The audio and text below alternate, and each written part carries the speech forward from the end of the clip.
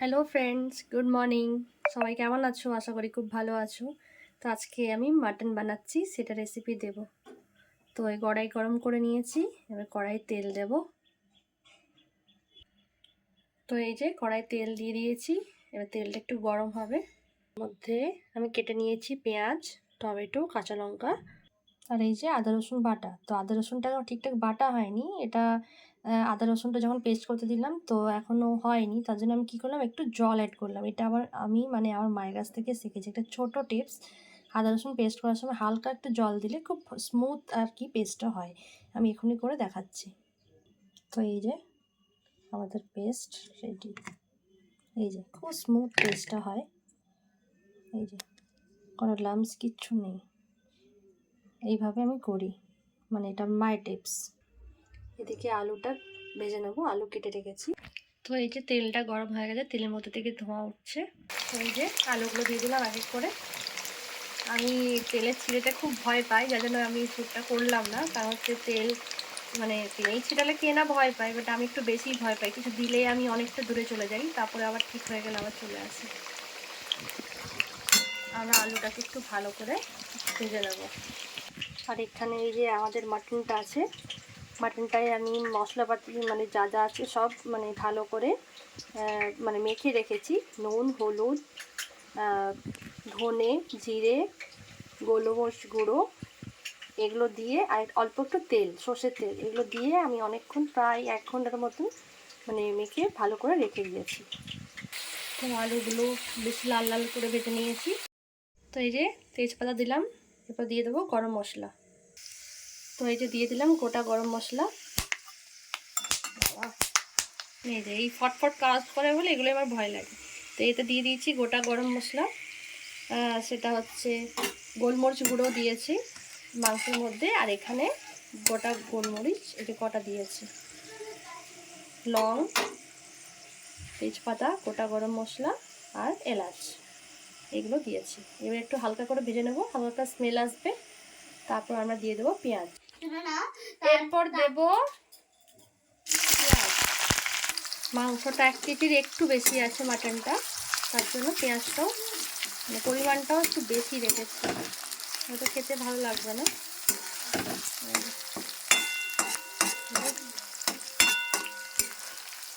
পেঁয়াজটাকে ভালো করে ভেজে নেব। যে পেঁয়াজটা প্রায় ভাজা হয়ে এসেছে, এরপর আমরা দিয়ে দেবো আদা রসুনের এই পেস্টটা।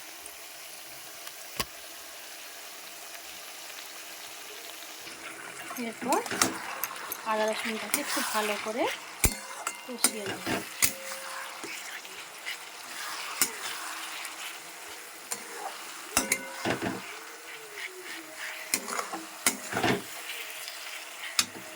আদা রসুনের সাথে একটা টমেটো দিয়ে দিলাম, আর একটা টমেটো আমি যখন প্রেসার কুকারে সিটি দেবো, সেদ্ধ করবো, তখন দেবো।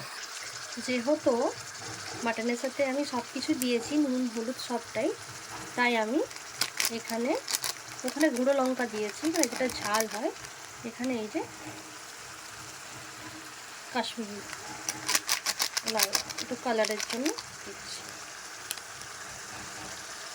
আরেকটা দেবো, যেটা হচ্ছে মিট মশলা। যেহেতু আমার সব মশলা আমি মাটনে দিয়ে রেখেছি, তাই তেমন এটাতে কিছু মশলা দেবো না, শুধু একটু হালকা নুন দিচ্ছি, একটু হলুদ দেবো, এর একটু হালকা দিচ্ছি, যেহেতু আমার মাটনের সাথে মশলাটা আমি সব দিয়ে রেখেছি। ভালো করে এটাকে নাড়াচাড়া করে নেব। তো কিছুক্ষণ কষে নেওয়ার পর এই কালারটা এসেছে, এরপর আমরা মাটনটা দিয়ে দেবো। খুব সুন্দর একটা মিষ্টি কালার এসেছে।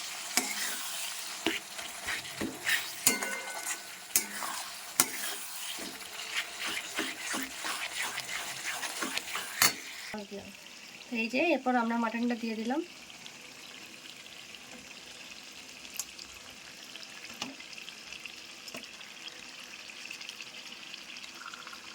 অনেকক্ষণই এটা রাখা ছিল, প্রায় 1 ঘন্টার ওপর।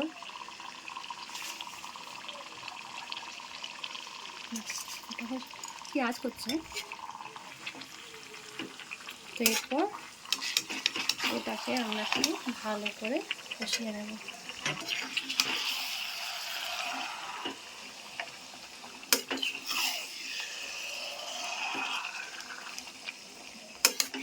তো চলো কিছুক্ষণ পর আবার দেখা হচ্ছে। কিছুক্ষণ কষানোর পর এরকমটা দেখাচ্ছে, মানে স্মেলটা দারুণ উঠেছে।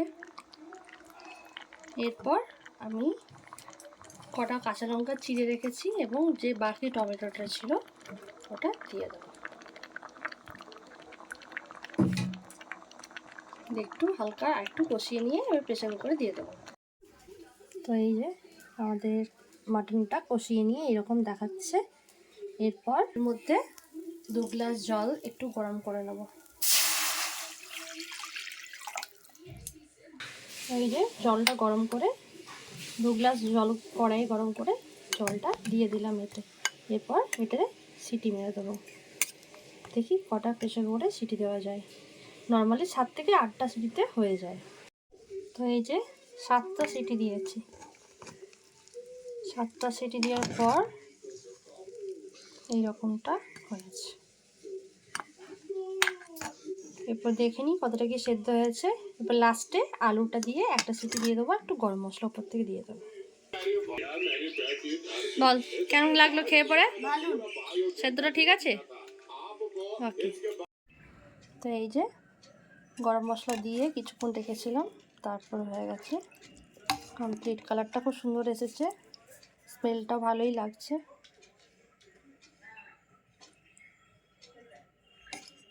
তো চলো দেখা যাক খেয়ে কেমন লাগে নিজের রাতে নিজের রান্না। ততক্ষণ অবধি টাটা।